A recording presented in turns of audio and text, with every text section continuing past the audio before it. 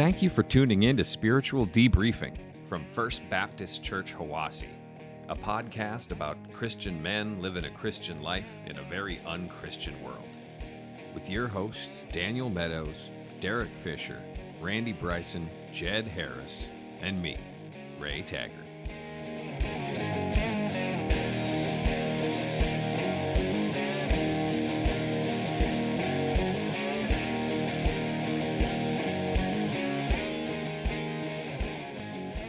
Welcome to Spiritual Debriefing. I am one of your hosts, Brother Daniel Meadows, youth pastor at First Baptist Hiwassee. With me, as always, is...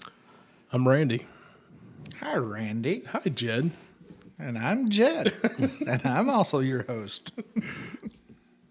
I'm Derek. Hi, Derek. Hey, Randy. Hey, Derek. Hey, Ray. And then I'm Ray. Yes, you are, Ray. Yeah, the fifth host of the show. So I'm staring at a bunch of, well, they're not hostesses, they're little Debbies, but whatever. Snacks in front of us. And I'll do the obligatory. Yeah, please like and subscribe to the podcast and share it with your family and friends and pass it around and help us get the word out to those who, might find this helpful to them. All right. Maybe send us some topics. Hey, so with Thanksgiving happening, we're going to talk about being thankful. And so I'm going to pass this over to Randy, and he's going to facilitate, lead, guide, discuss with, I don't know, whatever you want to do. I'm Just glad take you it. broke that down because I was. Yeah, because I'm like those big words, Yeah. that master's degree. I got Calm that it back down. I calm got it that back down. master's. Just throw it in the middle of the table. We'll all take a bite and go on. That's right. It's already full in the middle. So how we doing? We had a good week, boys? Yeah, it's cold. Good. You cold? Yeah, No.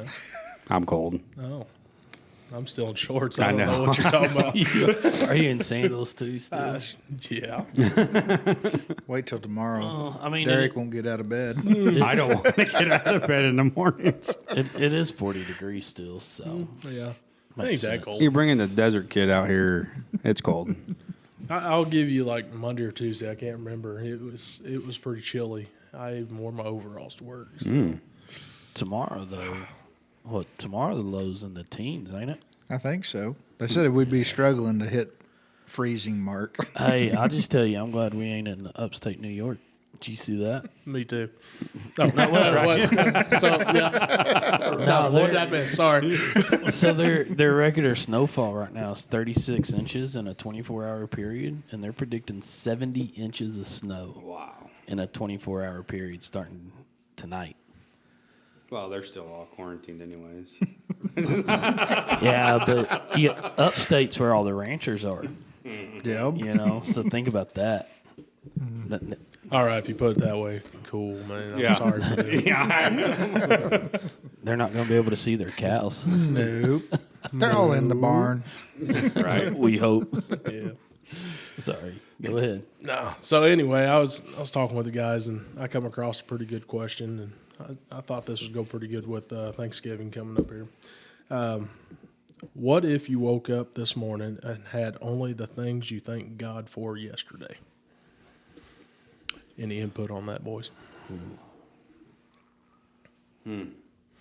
Well, I mean, at least I'd have my family, my house, that stuff. I do try to be, say a thankful prayer every morning for that.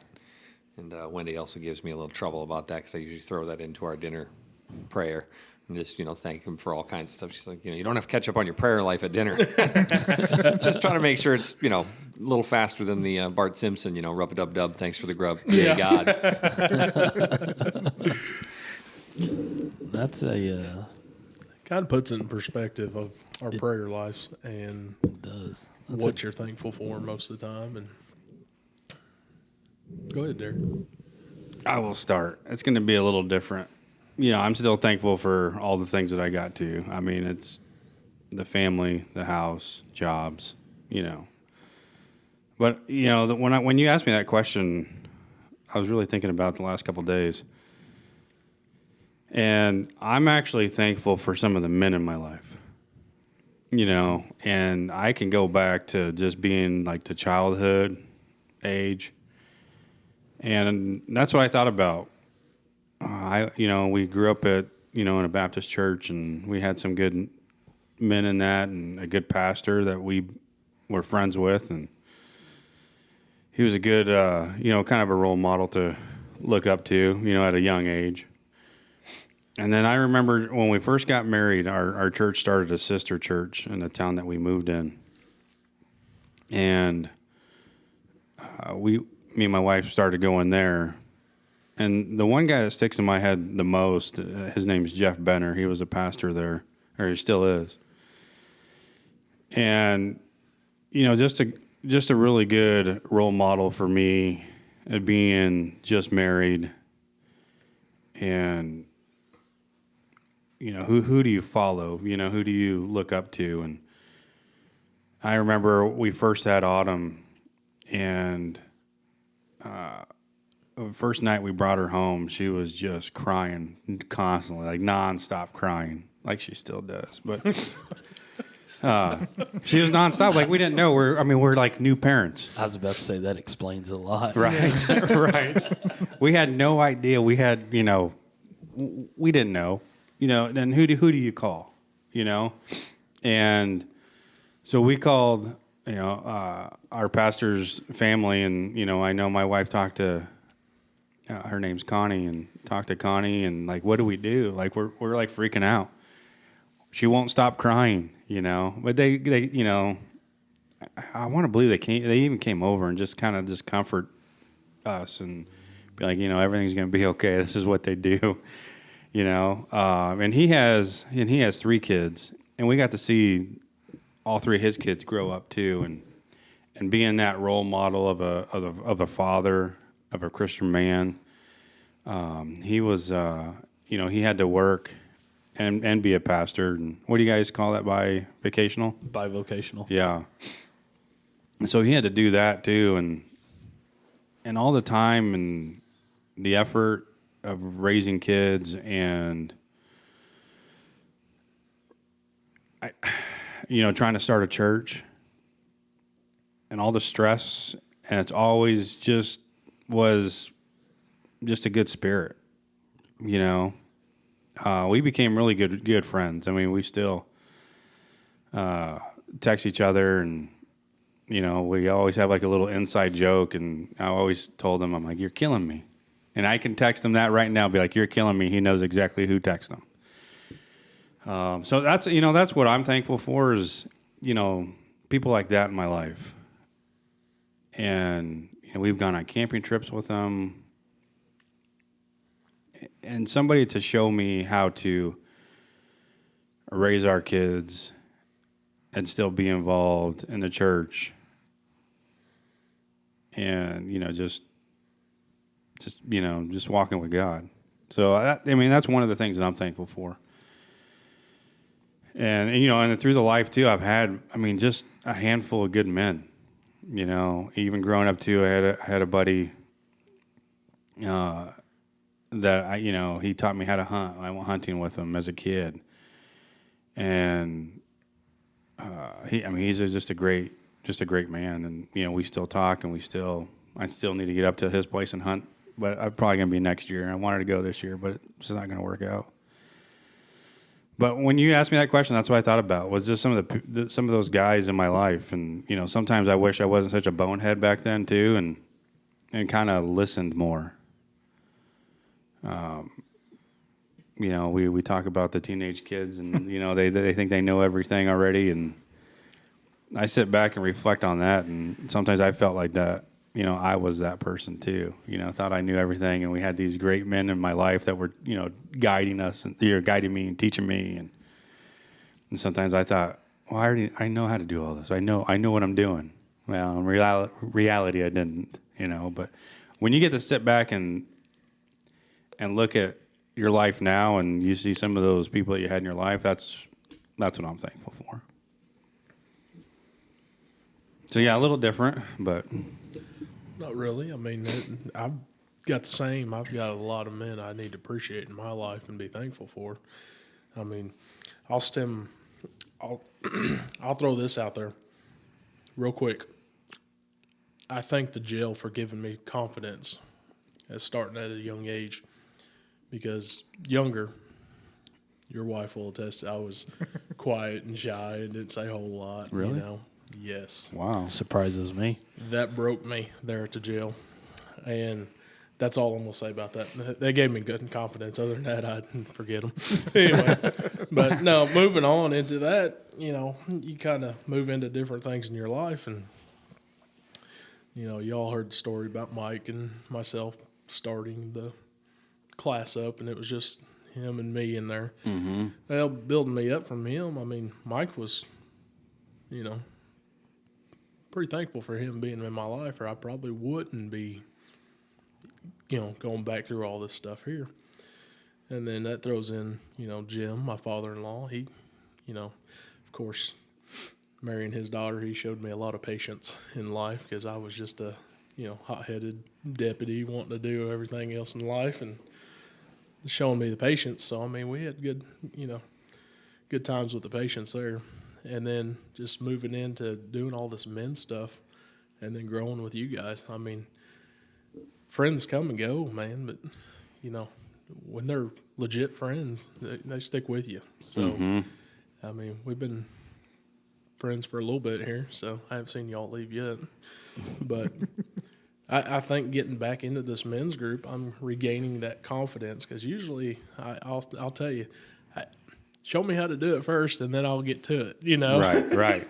Now it's like, if I screw up, who cares? Let's try it again. Yeah. You know, I'll listen. So getting back into this, I mean, you guys are giving me more confidence than I ever had. I mean, you guys give me all these tasks and everything, and I'm like, that's easy. Let's do it, you know? Right. So, I mean, so yeah, going down memory lane there's a lot of good men that's come up in my life that I probably need. And of course, I'm going to throw this out there with it, just because this falls in line. It says God doesn't give you the people you want. He gives you the people you need to help you, to hurt you, to leave you, to love you, and to make you the person you were meant to be. So along the lines, God's put certain people in your life to put you in where you're at today. Yeah, and then sometimes we need to listen to those people too. Oh, yeah. You know, I agree. and we could spend all night really just thanking people. You know, you go back and just think of all the men, and you're like, man, I could be here all night just thanking everybody. But Yeah. you know, it's not an Oscar, so I can't be like, oh yeah, No, I appreciate this, or NASCAR. I only got Thank you, 10 Goodyear. seconds. Right. I know I missed a lot of people, but you know, no. But, Right. yeah. Oh, man, as I think back, and you know, Ray, like you said, you thank him for your family, and I do, man, on a daily basis. And you know, when you're staring at your wife through a window, laying in a hospital bed because of COVID, man, that, like, you're already grateful for her, but when they pull through something like that, you're even more grateful to have her another day. And that faith grows pretty strong there, because you answer prayers. Yeah. Oh, yeah. Absolutely. And so there's no doubt. I thank God for my family daily, but I thank Him for the opportunity to get to serve Him in a way I never thought I would. You know, when ministry's not something that a lot of people just go, hey, I think I'm just going to go be a pastor now. Like, it is a calling. Being a pastor is probably the hardest job I've ever done, even as a youth pastor. Harder than working in the jail, harder than throwing hay bales, harder than driving T-post, harder than working, you know, I mean, being on church staff as a youth pastor is probably the hardest thing ever. But I thank God for the opportunity, because it's like you said in that quote, Randy, especially the last part, he gives you the people you need to help you, to hurt you, and that's the hardest one to understand. Yeah. Because in times in ministry, you will get hurt. and to understand that God put them in your way for a purpose. I didn't know what that purpose was, but obviously it was to come up here. You know, I mean, I was content and happy in South Arkansas. I loved it. I didn't know why God let stuff happen that he did, but I thank him that he did. Because if he didn't, I wouldn't have ever come up here. And then I wouldn't have ever been at this church for, 4 years in April? You know, and so, yeah, Randy. Oh, that's cute. A little heart. Since you guys can't see, Randy just threw a heart to me. The biggest feller here too. Yeah, he's got the biggest heart. Yeah. He's a big teddy bear. Yeah. But I got a hug for you. One size fits all. I buddy. appreciate it. But I mean, that's what I thank God for on a daily basis. It's just the fact that he allows me to spend another day serving him in ministry, even though it's as a bivocational pastor. You know, because I mean, I couldn't do it on my own. There ain't no way I could do it on my own. I've tried it, and I failed. So, You know, I heard too. And I always wanted to ask you this, and it's probably, I think it's kind of true, but maybe it's not. Do you feel that being a pastor is one of the loneliest positions? oh, absolutely. Yeah. It is. It's, you know, like I said, it's the hardest one I've ever done. Hardest job. I don't like calling it a job. It's a calling. It's the hardest calling I've ever done. But it's the loneliest. And I'll explain why. At least this is the way I Yeah. see it. And I think a lot of pastors I've talked to, they see it the same way. Our people that we serve, they'll talk about a lot of things, right, amongst each other. But they hardly ever come talk to the pastor. They go do a lot of things together, but they hardly ever call the pastor. You know what I mean? Yeah. A lot of times,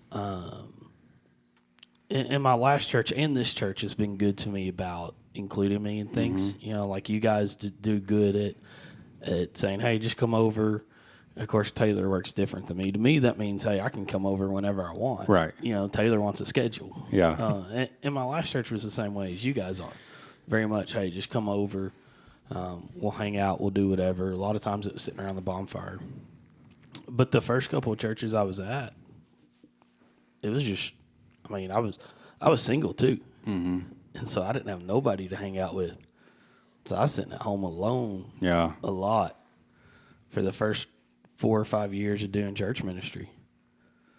You know, so it's a lonely, being a pastor, if you're out there, being a pastor is a lonely job. Yeah. Sorry I brought that up. I was just curious. No, but That's no, changed the whole it's- subject. I'm sorry. But No, it's good. And I think because I've been a pastor and then I've been not a pastor, you know, and I spent 2 years away from the ministry because I didn't understand that whole God puts people in your path to hurt you for a reason sometimes. And even once I still got here, I mean, I still struggled with it, but I think a lot of times what we do, and even when I was out of the ministry, we think, oh, he's too busy. We don't want to bother him. You know what I mean? Does that make sense? Yeah. You know, oh, there's 100 different people in the church. He doesn't have time for me. Or he doesn't have time to come hang out with us. Or, you know, and I'll just tell you, for me, that's not true. And this is what I've told the students. If you got something going, let me know. And I'm going to try everything I can to be there. You know, like down in Bradley, I went to pig shows, man. I drove to Texarkana from Bradley, which is a 45-minute drive, to watch a pig show right. on a Tuesday night. You know, I mean, I didn't just go and watch it. I went and helped them work it. I walked their pig while they were showing one pig. I walked the other one to the washing station, and I washed their pig for them. And you know, I mean, I didn't go just to sit in the stands and watch. I went Right. to help them. Yeah. Oink, oink. You know, and that's the same thing I've told the same thing to these kids. Is, let me know. Like, I want to come watch. I mean, I've went and watched Haley wrestle, and Yeah, I think you went to our foreign exchange students play last yeah, year. I went to both of them, Yep. and I mean that, like the pastor has a family. They may be times where they can't do everything, but I guarantee you, it's gonna make a difference. I remember when I was a kid playing football, I'd look up in the stands, and it wasn't my parents the first person I saw. I knew my parents were there. It didn't matter. Every home game, my parents were there. The one that stood out to me was my pastor, my youth pastor that was sitting in the stands. That's what stood out to me. And so that's why I'm like, hey, you got something going on. Let's do it. Like you're riding horses. Hey, let's go watch. I'm game. No, I know you're hunting fish anytime. Yeah. So the struggle is real, but so are the blessings. You're right. Right. Yeah. He's thankful for those things. And that's what I'm saying. Yeah, the struggle's real. The struggle's there, but the blessings, man, those far outweigh. And that's what I'm thankful for. You're in ministry, and a lot of pastors won't tell you they're thankful for the struggles. But if you don't have the struggles, it doesn't shape you into who you are. Right. I don't care. There's no pastor out there that says they got shaped without any struggles. You ask any pastor, and they'll tell you they went through hard times. And if there's one that says they didn't, man, they're lying. They're lying. Well, and that goes for everybody too. Yeah, oh, well, really, absolutely. And so, I just don't want. I don't want somebody who's feeling that calling into ministry going, oh well, if there's struggles, I don't want to do it. Because I'm telling you, if you're feeling that calling, don't ignore it, man. Because that blessing outweighs those struggles, and those struggles are going to come. I mean, they started coming here, but dude, when you get guys around you and the blessings show up, and you got guys who hold up your hands like Moses had, and support you and push you and got your back like what I wound up getting here, those blessings come, man. Sorry, we went into talking. Sorry. Now it's Judd's turn. We apologize, Judd. we were talking about being thankful, and we got talking into ministry and answering callings. But where I wanted to go with all this was I told Derek, I said, I want people or situations, bad or good. I want just stories that we can sit here and reflect off each other to help shape us and how thankful we are. And it's, I know Derek relates everything back to law enforcement. And I get it. I get it because I did the jail for a couple years and I was raised up in law enforcement and fire service. But, I'd go everything back to rodeo and the Western way of life, man. Those struggles, when you get bucked off the horse, what do? You get back on and you ride, and that's all it is.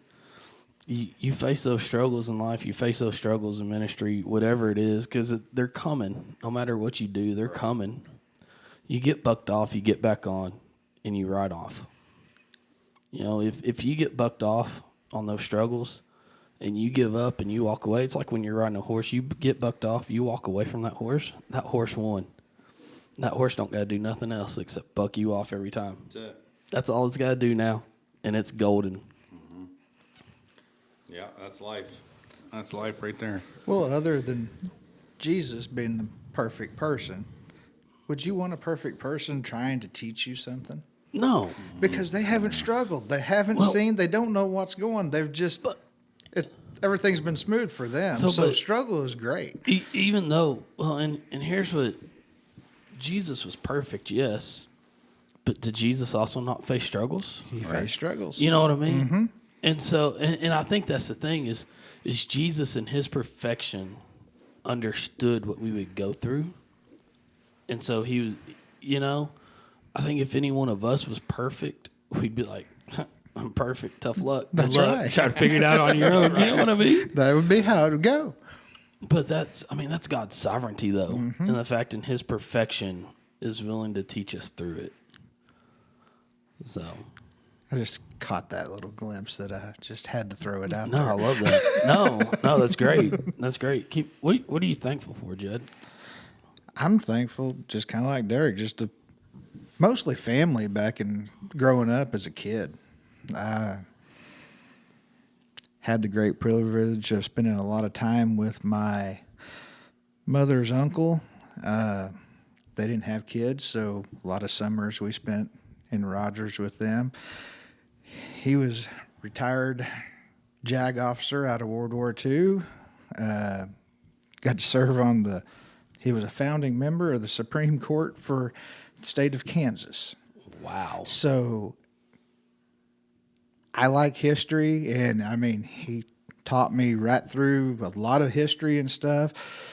And being an attorney and a judge, I got to see a lot of right and wrong, that helped me. It really did. You wouldn't think a 8-year-old kid would pay a whole lot of attention to a guy like that, but I paid a lot of attention. We spent a lot of time together, lots of long talks, and then after that, of course, my grandpa, great Christian man, deacon, spent a lot of time with him. We'd be traveling, we'd go camping and stuff, and got a lot of good stuff from him. And then just when I got old enough to start working around 13, 14 years old, I was always hanging around with somebody that was 10 years older than me. So they've already went through the mess up, so I got to skip a lot of mess ups. I tend to do the same thing. It's like I've said, y'all are just my older brothers.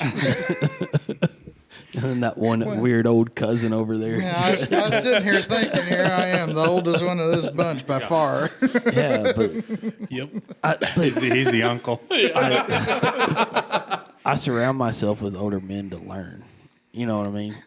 Well, yeah. Well, I And- think and it's I've a been- wise decision because it worked well for me, I think. Well, so and I've far. always done that because I'm just an old soul, anyways. Well, it's just like sports too. Yeah. You know, a lot of the, You hang around the better yeah, you to do. get better. Yeah, you go play an age, higher than you. Yeah. So you can get better. I mean, from a young age, I always hung out with the older. Yeah, I did too. I never liked people my age.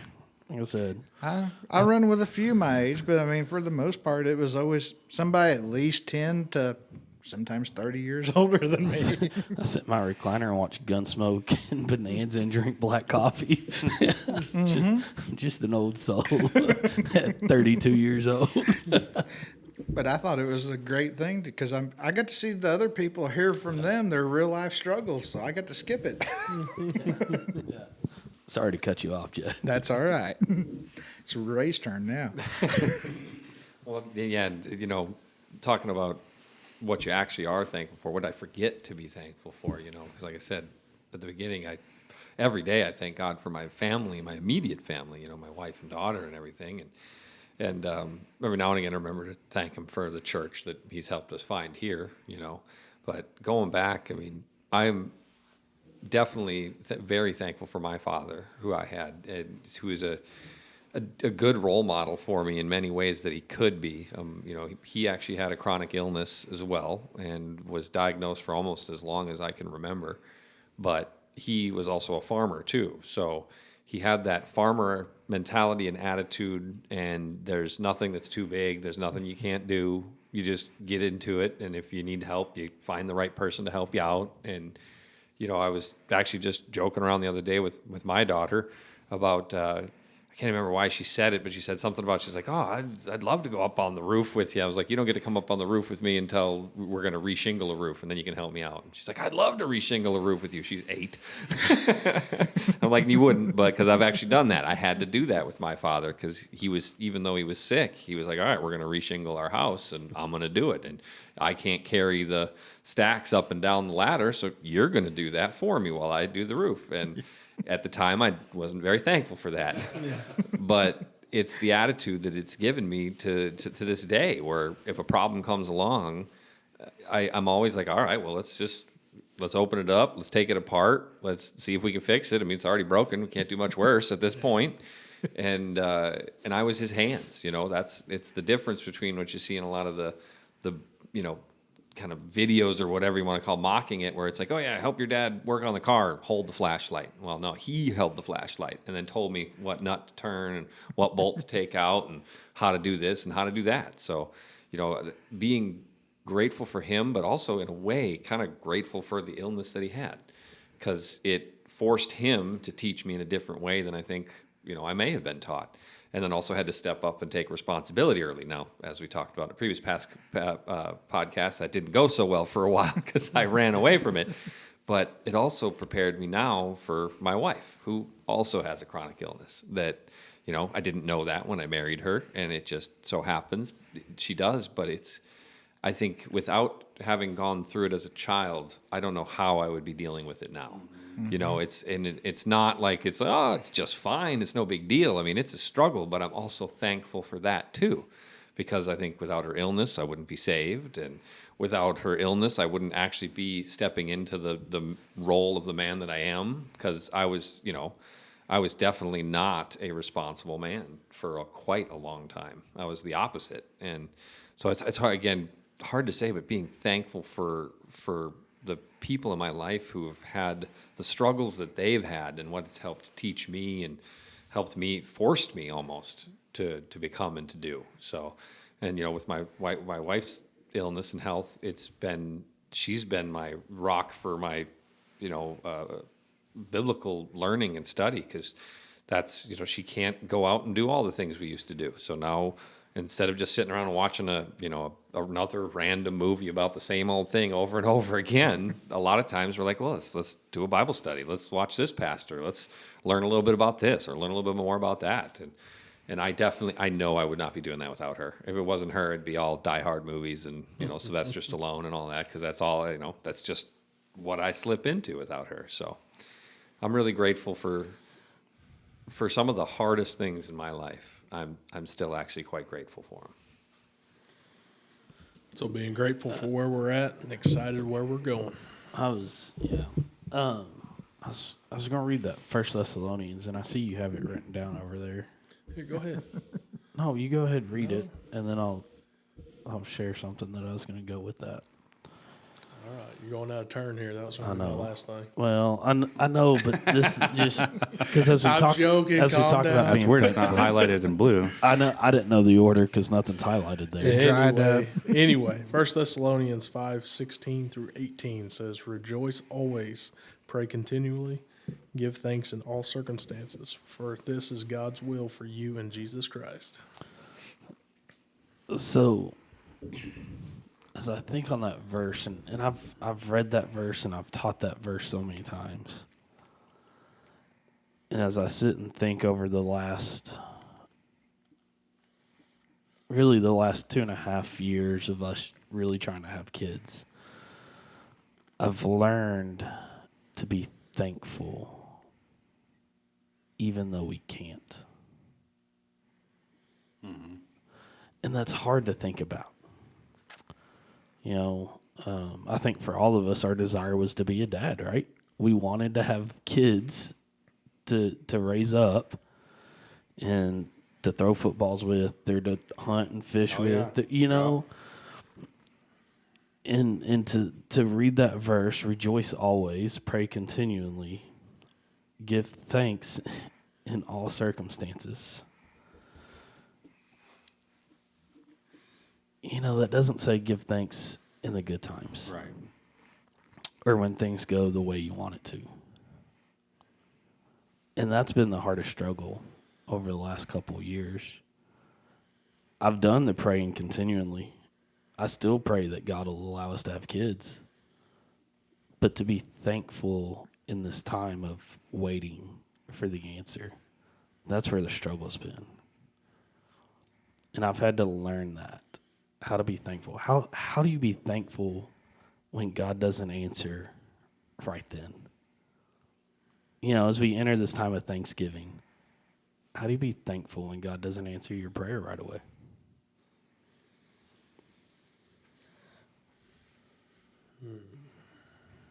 I think it's tough, but you just got to go back on your faith that the timing is his, and That's it, right there. everything's in his hands. It is. I mean, and that's exactly what the end of the verse says, because this is God's will for you, right? But that's what's hard to understand. Well, this kind of goes back on our last one a little It bit. does. It's the simplicity. We got to die into ourselves and go back into our faith. It is, yeah, it's- absolutely. Yeah. But because I know there's those people sitting there going, "How can I be thankful in times of struggles?" I mean, look, I've been there. I'm there now. I get it. Struggles make you grow, some form or fashion. But I'm just telling you, you got to be thankful in the struggles because, like we said earlier, the blessings are better on the other end. Well, in my life, of course, you all know, nobody else does, but I'm remarried.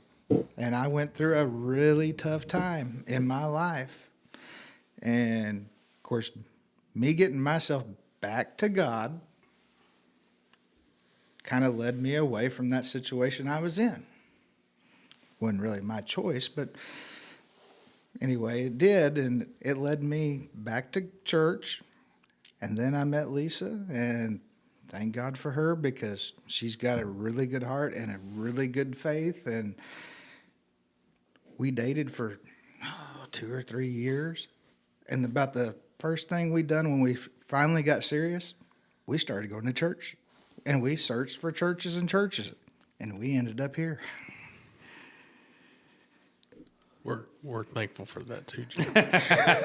Yeah.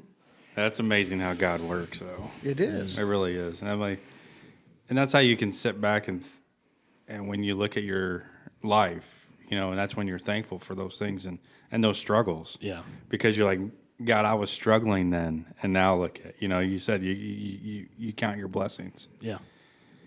Yeah. And it, kind of, I was thinking too, I brought up men that I was thankful for, but,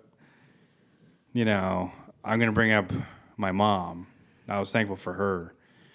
She had me when she was in high school, and how we were dealing with all of this abortion stuff. But that was a struggle for her. And, she was a good role model in my life too, because she was the one that showed me how to love and, and compassion. But, and she passed away when she was 42 years old. Of a brain tumor. And, now that, I'm 41, I'll be 41 in a couple months. You just kind of think of that and be like, man, I just appreciate, their struggles they dealt with. And I appreciate, my mom. She was like a strong woman, and that's, I don't think we can, it's hard for us to go through life without a strong woman. Right? Really. I mean, I had a strong mom and, my wife now, she's a strong woman too. And she put up with a lot. So, and she's still here, and that's, I'm thankful for the, the two women that are, were in my life or still is, my mom's not, but I really do, thank her and then my wife now. Now it got me thinking, No, It's not it's not happy people who are thankful. It's thankful people who are happy. I will agree. Yep. yeah. Yep. And then you bring up your mom. This one here, to the world you may be just one person, but to that one person you may be the world. Yeah. That brings. You up imagine a- if we That's looked it. at that every day, everyone that we came in contact with? It'd be a whole different story, I think. Yep. Yeah. Yeah. I like that. You got something, Ray. I know you do. You're like, Yeah, you did. I don't want to constantly be taking it away, but that's, as we were talking about last night, we need to get more microphones. We'll get there, though. I don't even know if anybody's listening. We've been talking about that for a while. Yeah, I don't know if anybody actually realizes because we kind of cut out a lot of the blank spaces, but we're short the microphones. So we're always trying to pass one around. 5 hosts, 4 microphones. Yep. Who gets to talk? So if somebody's quiet for a while, that explains it, right? Except unless it's Jed. He's just. I'm just quiet. Yep. But I think being thankful in the hard times actually makes you even more grateful when there are good times too. It is difficult to get into and understand, but with actually a true faith and a true relationship with Jesus, it's something I know now that I didn't know before, is that even though there's struggles and incredibly difficult times, I've always been happy. I've always been thankful and grateful for everything that's going on. I mean, we moved over 3,000 miles to get here, right where we are, and this is practically the closest church to where we ended up moving. We didn't necessarily pick the spot. It was kind of like throwing a dart at the map, and it was not an easy move. And we literally had to, we as they say, we burned our ships behind us because we couldn't do nothing. Even still to this day, it cost us every single thing we had to get here, plus a bunch we didn't have, and we're still, I'm totally grateful for where I am. I'm incredibly, just thankful that this is where I've ended up. I love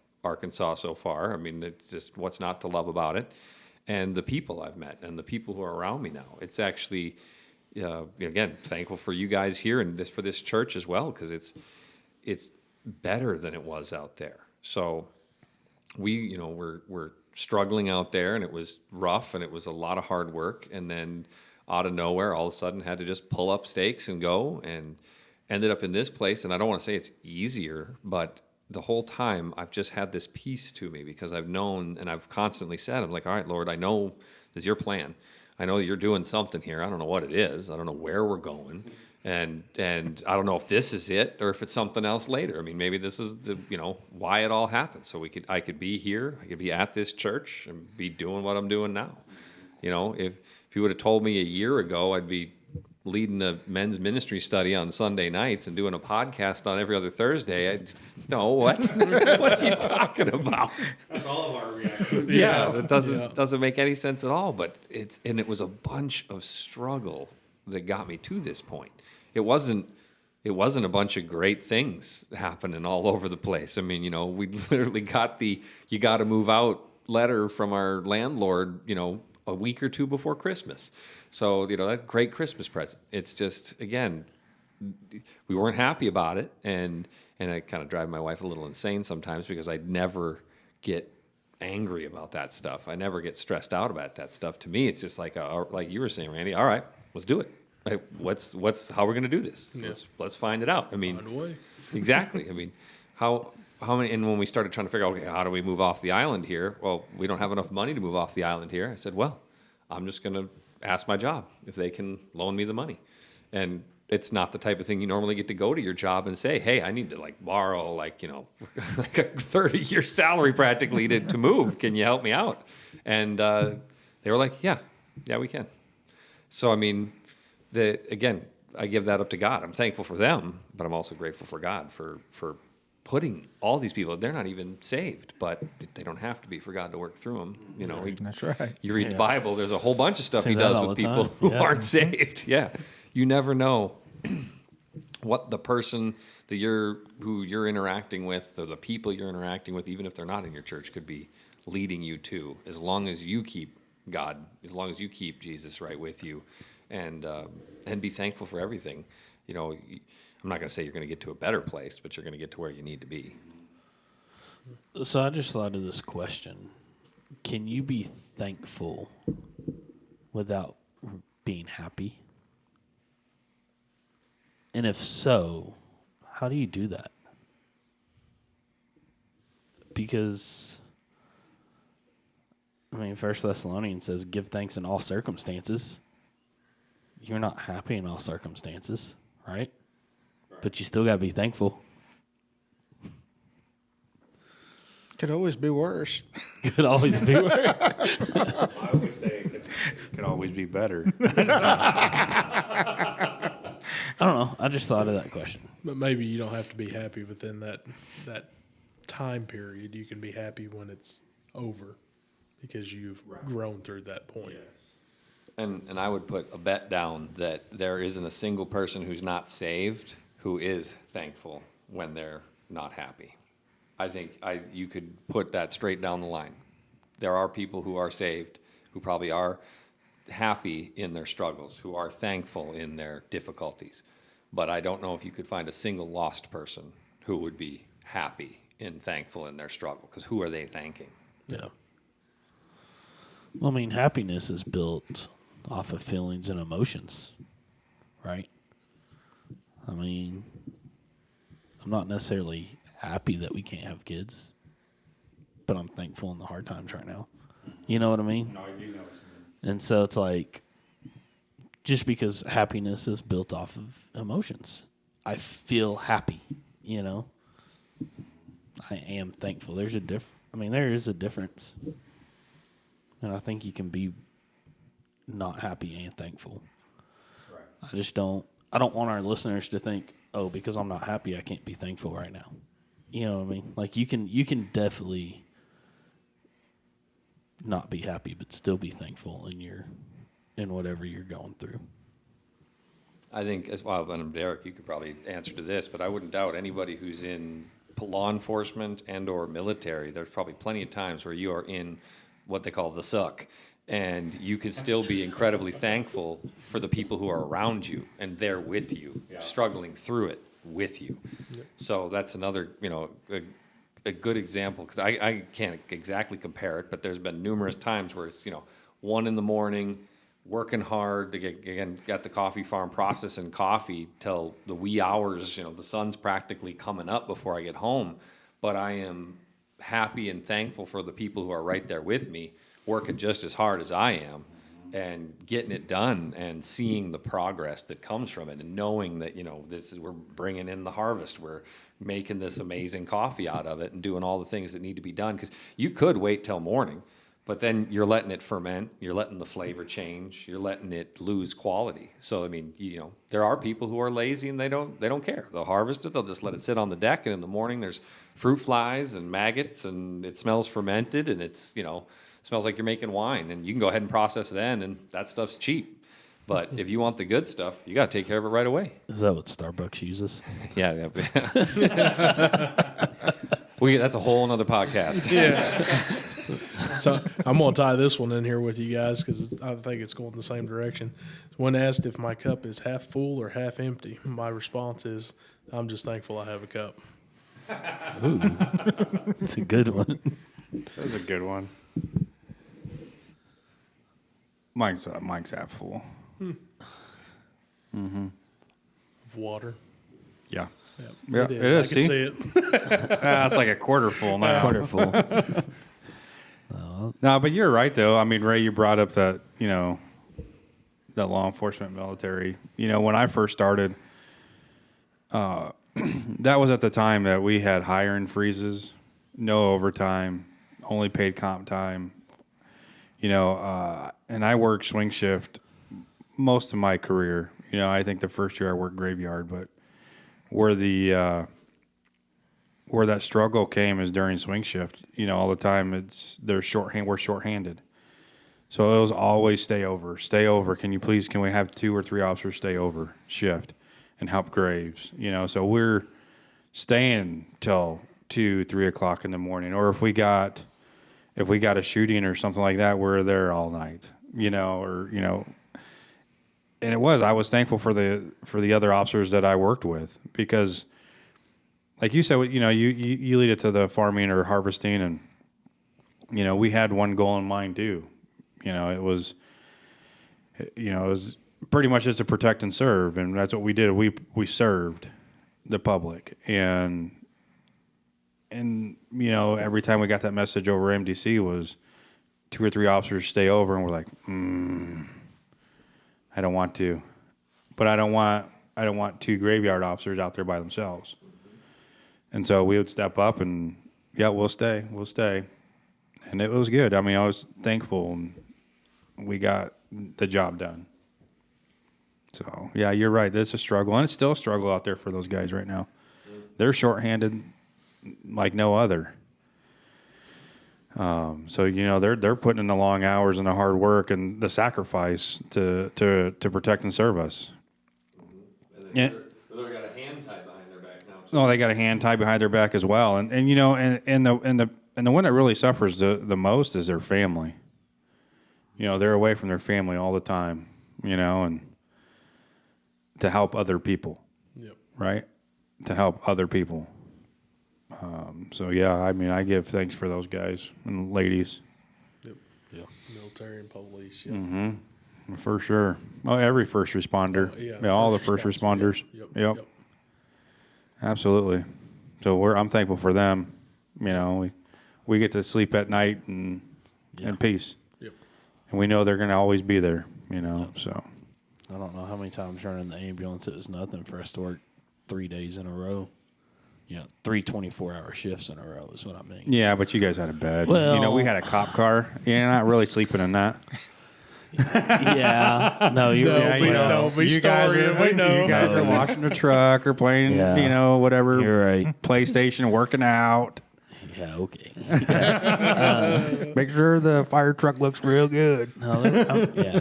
Watch it again. But there's, there were days medical calls. Like I get it, running the man. ambulance, Yeah. medical calls for The nonstop old almost, history but- battle. Oh yeah, the cops it's back and the and forth. firefighters. Yeah, it's fine. You know, Yeah. we've had that. We brought donuts to y'all, and you were behind Hobby Lobby sleeping, so it's fine. Right. Whatever.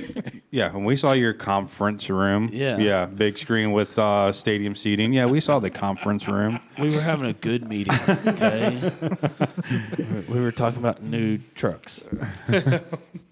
New trucks. New trucks. Oh, okay. Oh, yeah. I had to. What'd you say? I feel like what was that? I don't know what those firefighters do. But that's a good battle though. I mean, but you know what? But at the end of the day, We're always there for each other. Yeah, because at the end of the day, no matter what side, law enforcement, fire service, everyone goes home safe, Right. regardless, no matter what. I've watched cops run into burning buildings to help Right. pull a firefighter out that went down. I mean, because at the end of the day, everyone's going home. 'Cause We're all on the same team. We're all brothers and sisters. Yeah, we're all on the same team. So So, yeah. Find a group of people who challenge and inspire you and spend a lot of time, and they will change your life. there you go. That was a good transition into that one. I like it. Yeah, it's good. It's good. It's all True. good. I think that's what we've got here. Yeah. I mean, honestly, I think at least the 5 of us. I mean, just Oh, you got another one. go ahead, read it. Oh, it's just as good friends like a 4-leaf clover. Hard to find and lucky to have one. Yeah, what because if- you know what Jed, the Jed. 5-leaf one is very rare. I know. It's like a unicorn. That's what it's like. What, Jed, you're my 4-leaf clover. hey, but what if you find 4 of them? Then I got good 4 friends. That's even rarer. Is that a word?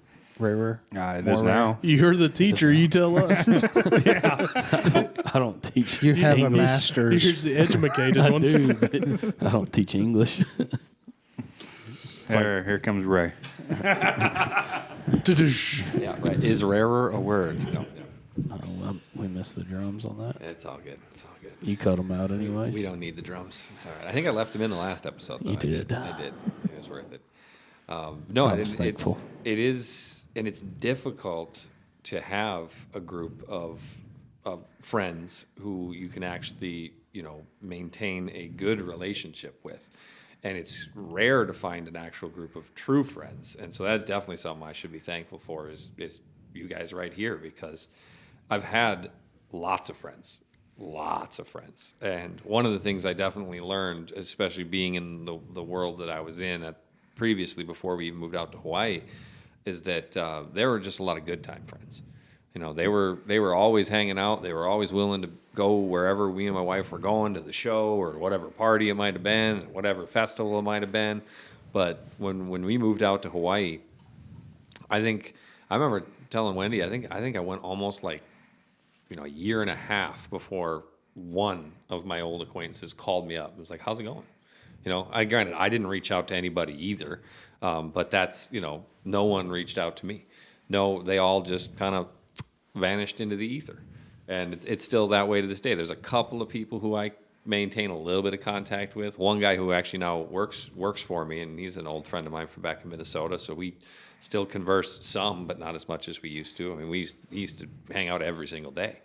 But at the same time, it's not the same type of friendship. I think there is something that being Christians brings to the table that can't be ignored. And I'm not saying you can't find good friends outside of church, but I don't think they'll ever be the same type of friend that you'll find inside, coming from a church, because there's just something extra that comes to it. Not just the camaraderie, but there's also the level of what's the word I'm looking for? Conviction, or the attitude that we are here to lift each other up, but to also, say, hey, hold on, that's maybe that's not the right thing to be doing or right thing to be saying. And I'm not saying any of us have, doing anything wrong right now that I want to call out. I'm just saying, I know that if we were, somebody would. Shh. Not that I'm gonna bring up on the podcast anyway.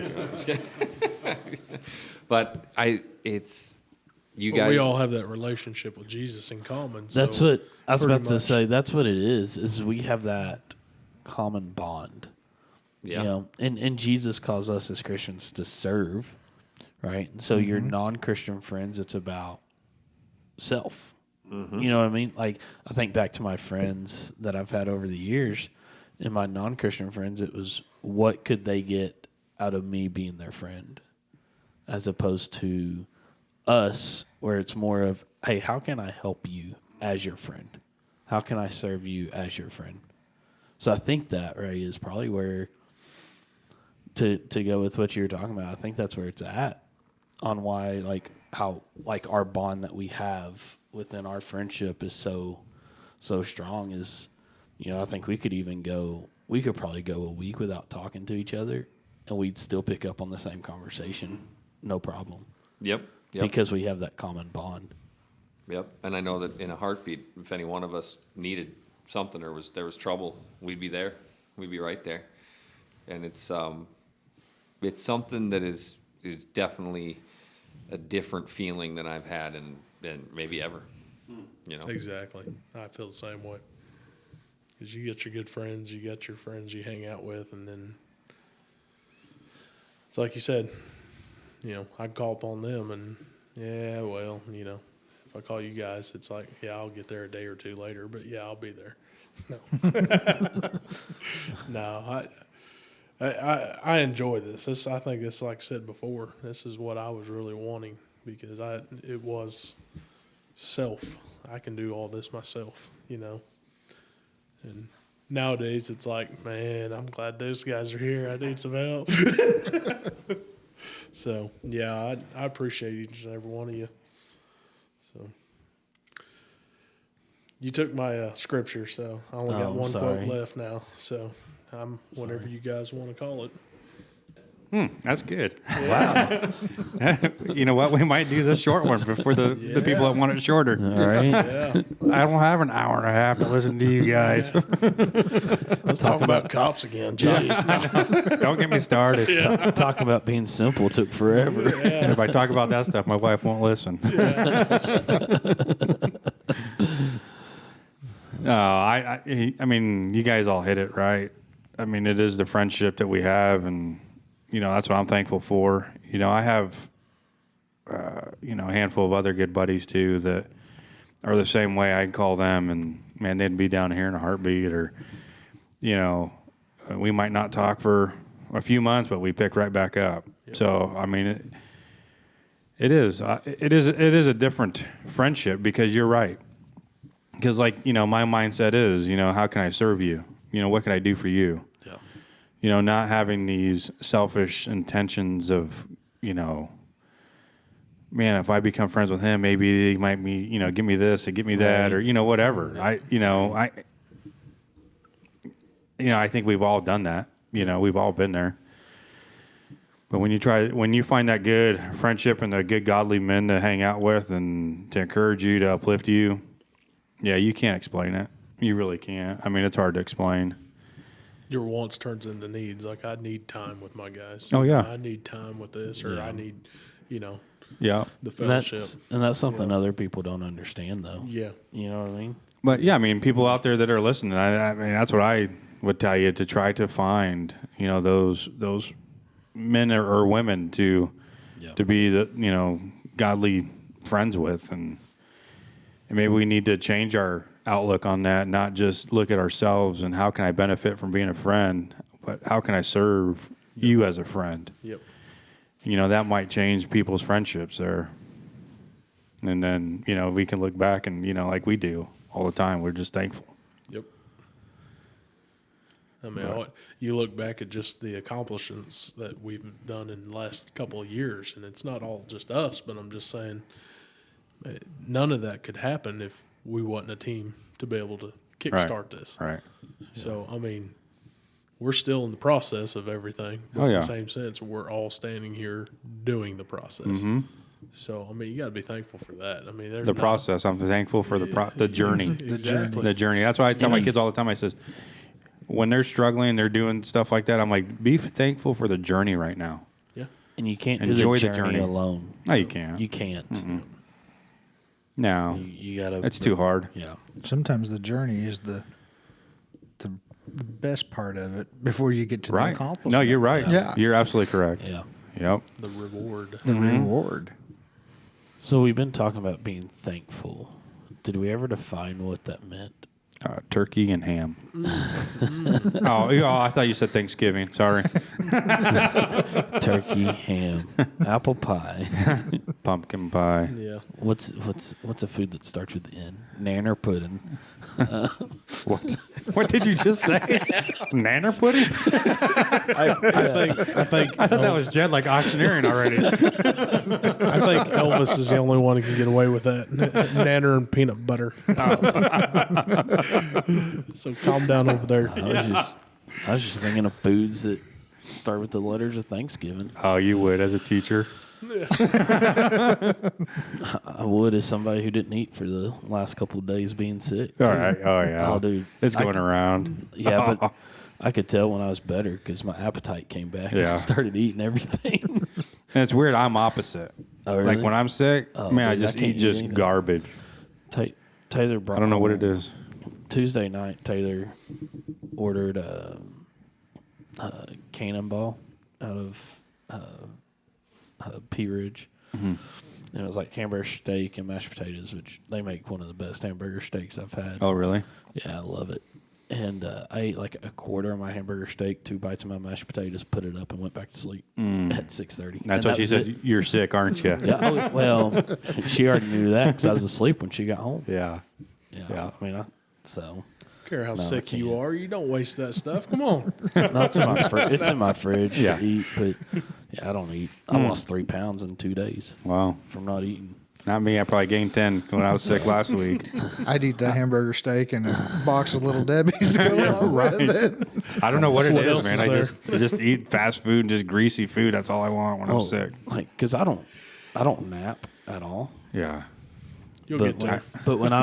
when I'm sick, I fall asleep and nap, and so that's Taylor knows I'm sick because I sleep during the day.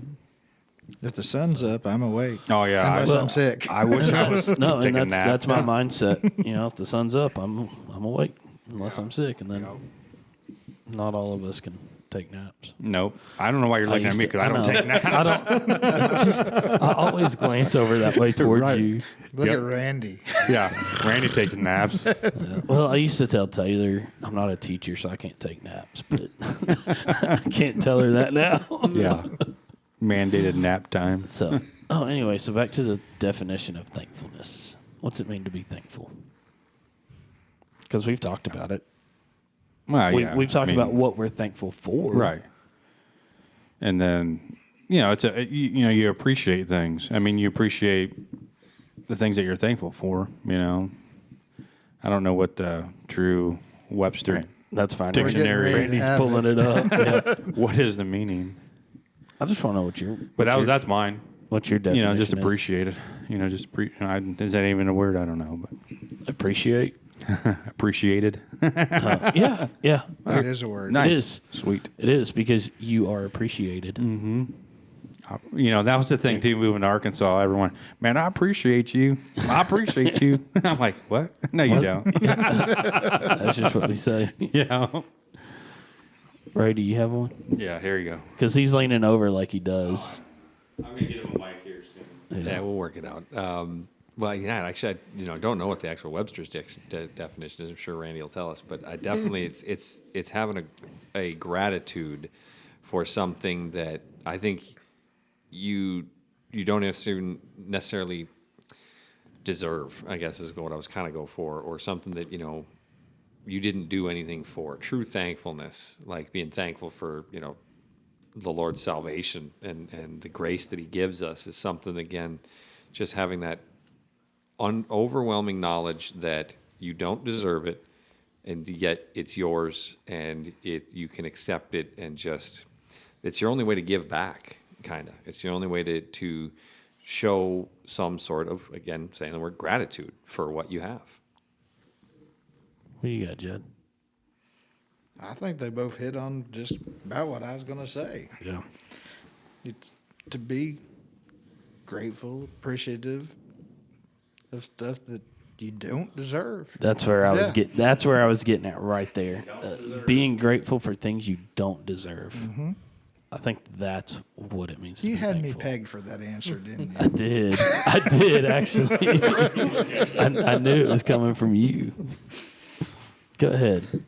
One says pleased and relieved, and another one says expressing gratitude and relief. Because I just think on the season of Thanksgiving, we celebrate with food. And in today's society, I think Thanksgiving's being overlooked now. Would you agree to that? I'd agree. Yeah, I don't think we talk about Thanksgiving and all everyone talks about is the food. Because, right, they talk about the food, but we look at Halloween, where we get to play dress up, and then we look forward to Christmas, where we get gifts.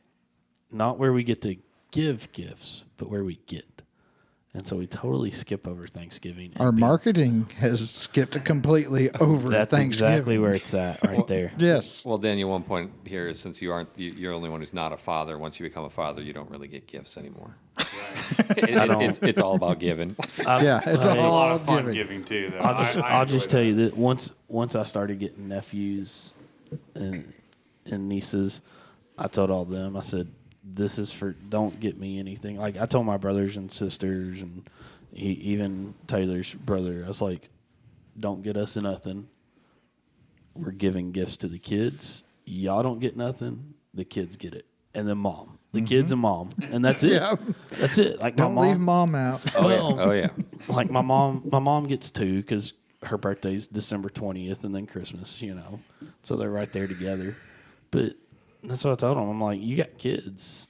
That's who I'm giving gifts to. Don't get me nothing. You spend whatever you're going to spend on me on their presents, and so it's been that way now for 7 or 8 years. That's how old my oldest nephew is about 8 years old. So Yeah, you're just happy to get the socks or a nice new flannel.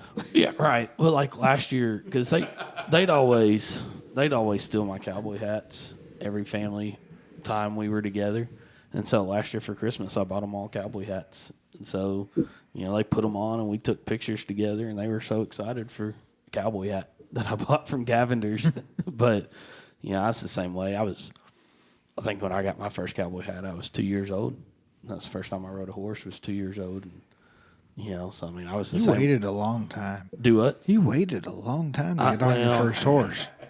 I know, I did, and Yep. but unfortunately, my nephews and my niece are having to wait a long time too to ride their first horse because I don't have the land right now to get one. Yep. But don't worry about it. I'll get it and I'll You'll put them get on it. one. They can still come over and ride ours. Hey, I've invited them up here. I'm trying to get them to come up. And if they do, I'm hollering at you because I'll put them on. But I still want a dirt bike under the tree. That's all I always wanted when I was a kid. I wanted a dirt bike. Never got it. Never got it. A dirt bike or a dirty bike? Dirt bike. Oh, okay. I was like, because I got a bicycle in the garage. I can throw dirt on it and give it to you. I always wanted a dirt bike. I don't know what it was, but No, because my friends had them. probably. No, I just think Well, you did live in the desert, so I You mean, you did, should have yeah. had one. You You just should wasn't have. cool. No, we had the 3-wheelers back then. The bike of death. Yeah, those have been outlawed now, right? Because so many people died. Right. Yeah. They were fun. Oh man, they were They fun. were a I remember blast. flipping one too. I remember those it was things. so much fun. Turning on one wheel. See, we had snowmobiles up in Minnesota, so Those ain't- not much better. Those ain't been banned yet. It's like a dirt bike on snow, isn't It it? is. It's more like a 3-wheeler on It's snow. a 3-wheeler on snow. Just as dangerous. So, no, this was a good one, Randy. This is something that gets overlooked. Thanksgiving does. We sit down, we eat, we watch football. And that's what we do. That's our Thanksgiving traditions. And I think I'm going to change that. Before we ever have kids, I'm changing that. Our new Thanksgiving tradition is going to be talking about what we're thankful for. Yeah, my wife actually started trying to bring that in as soon as we were saved, actually. First Thanksgiving we went to was with a bunch of people that I worked with at the coffee farm, because that was the only family we really had at the time. There wasn't a single word of what are we thankful for, or graciousness. It was all just about, it was just a party. It was just people drinking and people partying and talking about food. That's all it was. And it really, I miss going way back to the Thanksgivings we did when I was a kid. My mom's family was almost always, we went over there because they had the type of family where, everybody got together. I mean, there was some Thanksgivings where there was probably 60, 70 people there, second cousins and great uncles, and just the house was jam-packed with people. And I always, as a kid, just loved it, looked forward to it, and just thought that was just how it was. And it's definitely something I'm thankful for now that I had those experiences, but it's definitely something that I miss, and I couldn't even recreate now if I wanted to, because again, our family is just not that close in that way. Even if I invited them all and told them I'd pay for it all, I know they wouldn't all come. So Now you can buy your Thanksgiving meal from Cracker Barrel. I mean, Cracker Barrel does make some pretty good food. I know, but Delicious. But I just think about that. You buy it from Cracker Barrel, you eat, and then you run. And I think about, like you said, growing up. One of the things I'm most thankful for is growing up, spending time at Grandma's house while Grandma was cooking everything. Mm-hmm. Sitting in the kitchen, learning how to cook from Grandma because you're watching her. Or out in the yard playing with your cousins. Trying not to get whooped by Grandpa because you touched the ceramic figurines and knocked one over and broke it, so you're running. Or playing football and landed in the cactus. Yeah, well, Or Derek maybe, but that was Derek. Yeah. I don't know. And I don't know Grandma how. had cactuses in her yard. Oh, Grandma did. But that's what you don't do that now. Now you order your meal and you eat and you run to the next Thanksgiving whatever, or you run and do whatever you want. Or Wasn't it amazing how Grandma always made every single person's favorite dish? what was your favorite? What was your favorite Thanksgiving dish? That my grandma made. It was her. She called them roadside potatoes. Yeah, Basically- from Grandma. Your yeah. grandma's favorite Thanksgiving dish. It was Well, yours from roadside. Does that make sense? Basically like scallop potatoes, but it had bacon in there too, and it was cubed instead of sliced. But Okay. she called them roadsides. Oh, they were so good. Okay. There. I got to think about it because our Thanksgiving too. I mean, we lived in Arizona, and we didn't have family that was close to us. They're all over the states, and Well, think about growing up. Can you think back that far? Has he grown up? He didn't like food back Sorry, then. I meant as a kid. we all know Randy, so we're skipping that one. I got a good one. Y'all go ahead. yeah, I wasn't a turkey fan. I just love ham, and so I know my mom used to get honey baked ham, and man, I loved it, and that's what we're doing this year too. Are you? Oh yeah, can't wait. There you go. Grandma's chicken and noodles. Chicken and noodles. Yep. Homemade noodles and all. Yeah. Yeah. Love Got to it. help make them too. Yeah. Isn't that the best when she lets you help make them? Mm-hmm. Go ahead. Randy. Chicken. Okay, so I like chicken tenders. growing My up, favorite was chicken nuggets. growing up, I wasn't spoiled as you all think I was. All right, they didn't make me chicken back in the day. All right. But I'll throw this out there before I tell you what foods we had. If I remember right, and I'm correct, Jim, my father-in-law, he does try to implement the, let's say, a thankful word before we start doing our Thanksgiving dinner.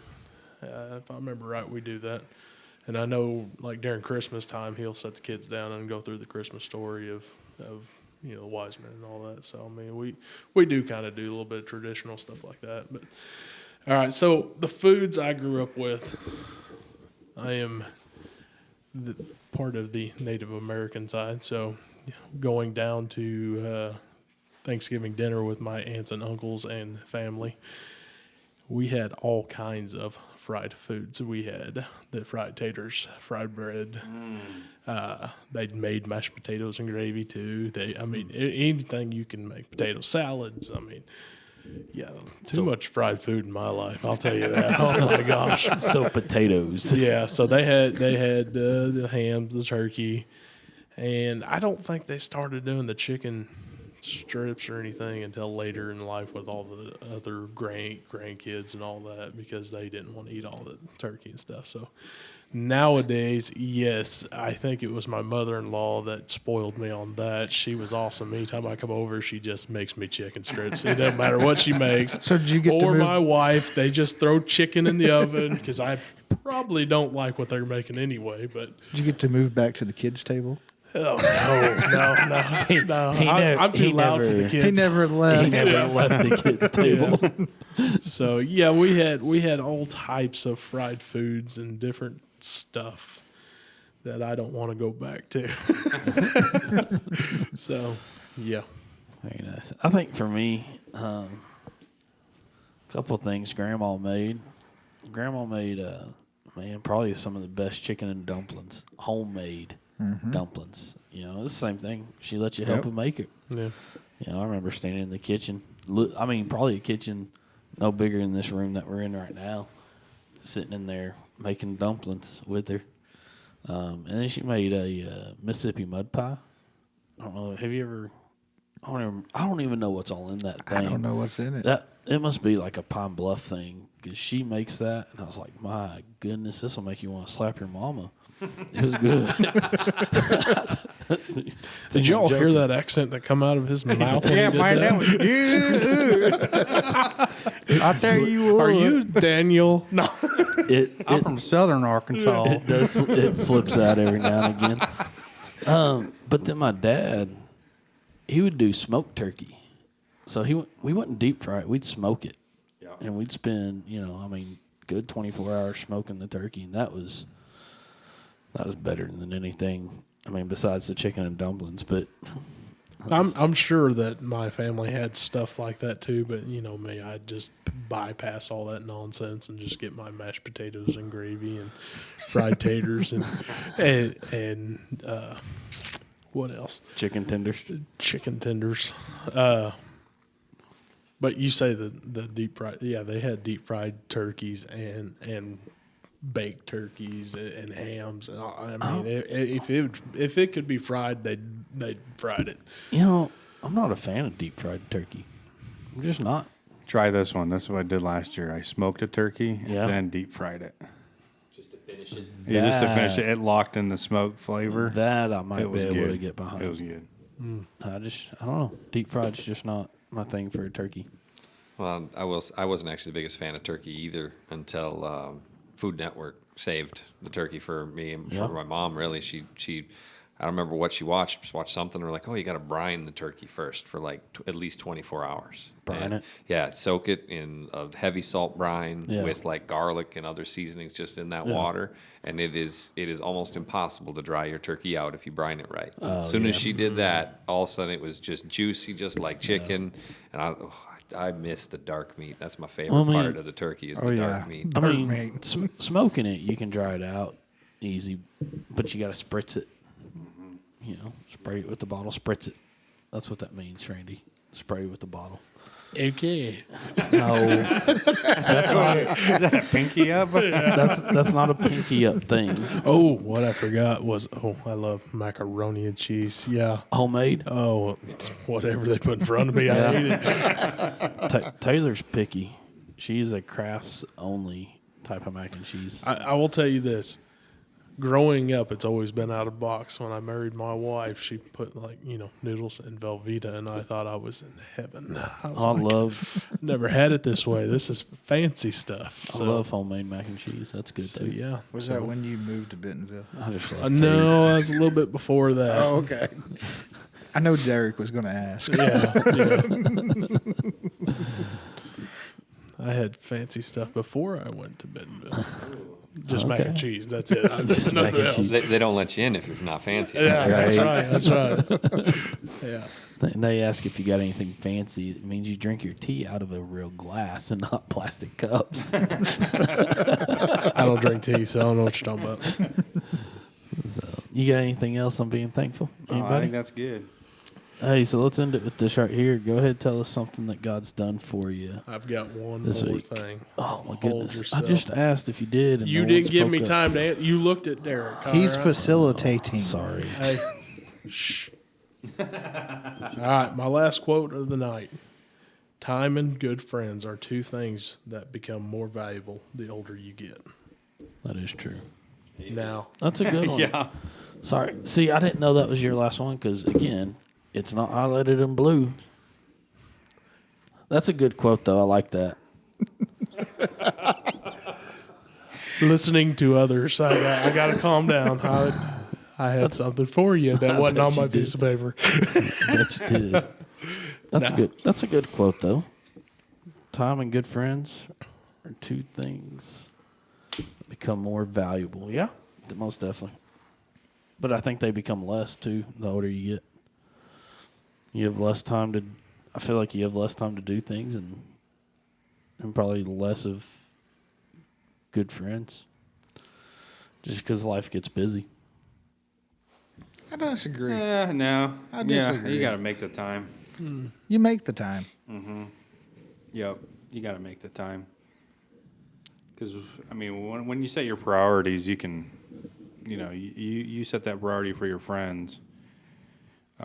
You're not gonna be too busy. But I mean, like for me, like I'm busy all the time. I mean, it doesn't matter. I have 40 million things going all at once. But when somebody needs something or we want to do something as friends, I'll make that time. Well, yeah. So I try not to use that as an excuse, but My thing, everything my new saying, it's on the list. I'll make time for Randy. I'll make time for any of you guys. Whatever I was doing, it goes back on the list. I'll get to it. Yeah. I appreciate that. You're welcome. Get you. I hear you there. Hear you. I like it. Like it. Anything else, I am done now. facilitator? I am done.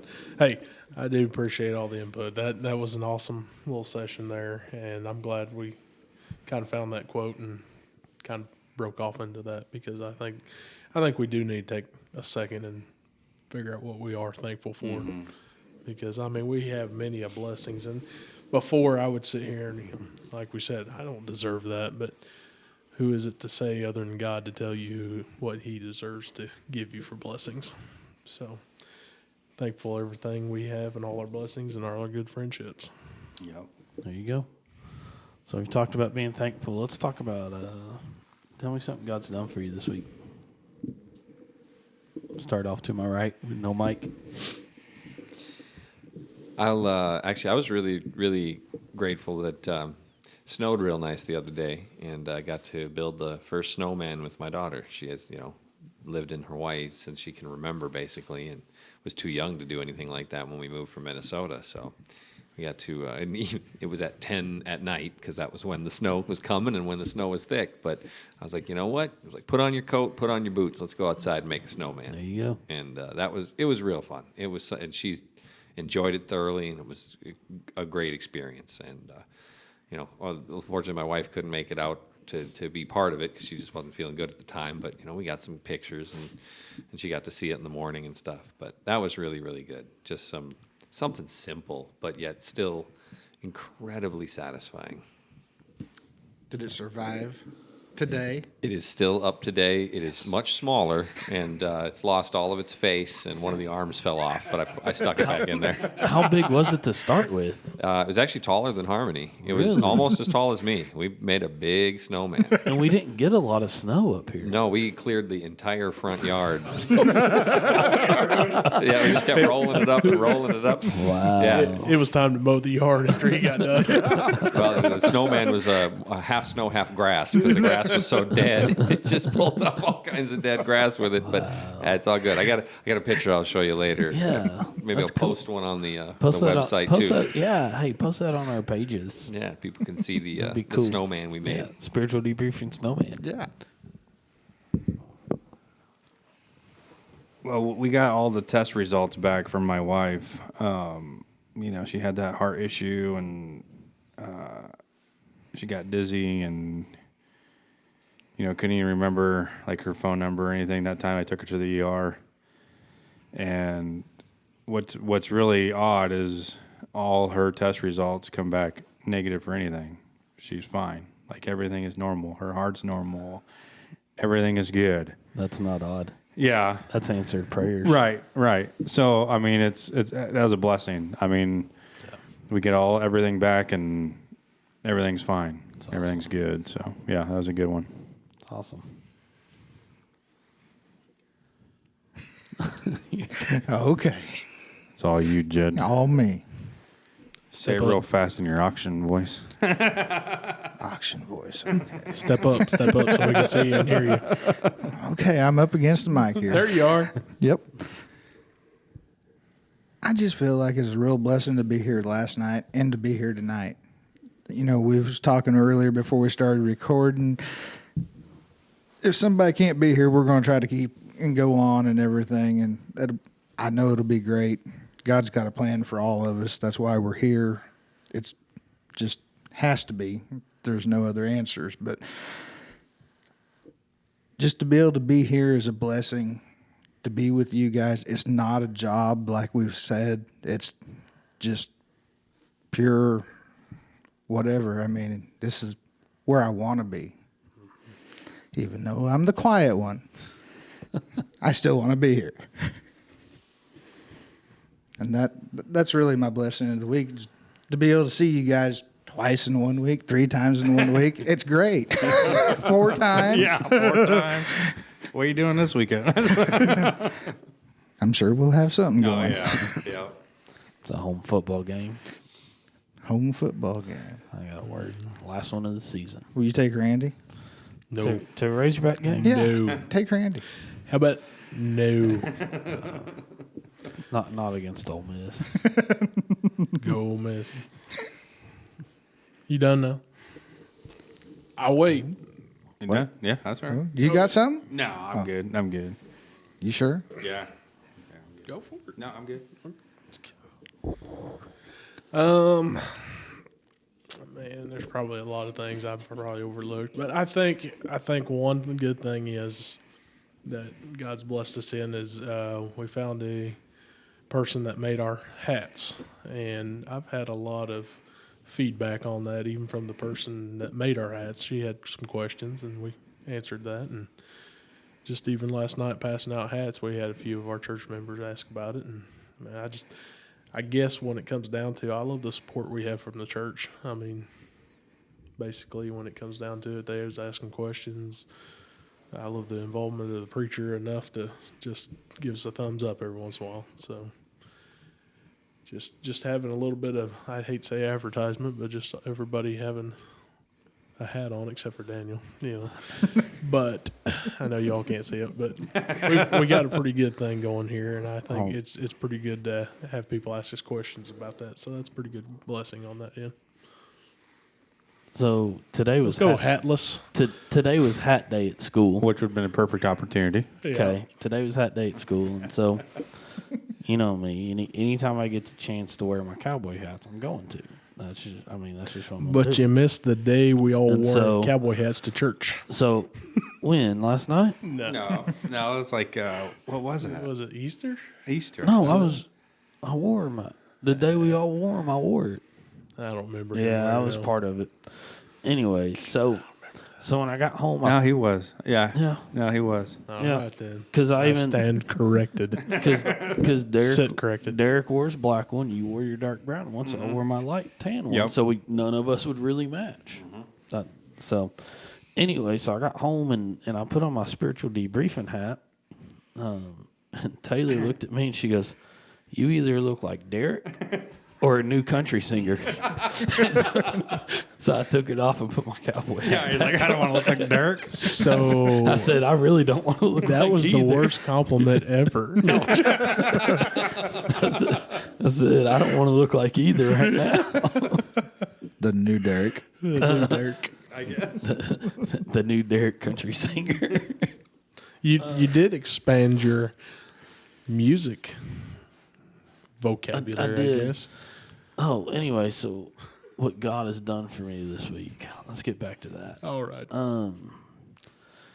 God made me stop and rest, and I'm thankful for that. Because I think, it's like you said, none of us really have the time, right? Because we all try to find stuff that just keeps us going busy, busy, busy. But God finally said, "You know what? You've got to rest." And that's why God put a day of rest when He created things. Yes. And so I'm thankful God did that. I needed that rest time. Now it took me away from here last night, which I hate. I hate missing church because I love being here. I don't see this as a job. I see it as getting to be with family. Mm-hmm. I call this church family, and so I hate not being around family, but I'm glad God made me sit and rest for a while. So that's what I got. You're good. Yeah. We All all right. need the rest. Hey, close us in prayer, Randy. All right. I want to say last thing is everybody have a safe Thanksgiving and good travels, and we'll end in prayer. Dear Lord, thank you for this day, and thank you for be able to come together and talk on this podcast. And I just want to ask that you allow us to have a good Thanksgiving and travels through our next week. I just want to encourage everybody to be able to lift up their thankfulness and their praises to you, and just be with us in this podcast, in our church, and our families. Just keep us safe. In Jesus' name, amen.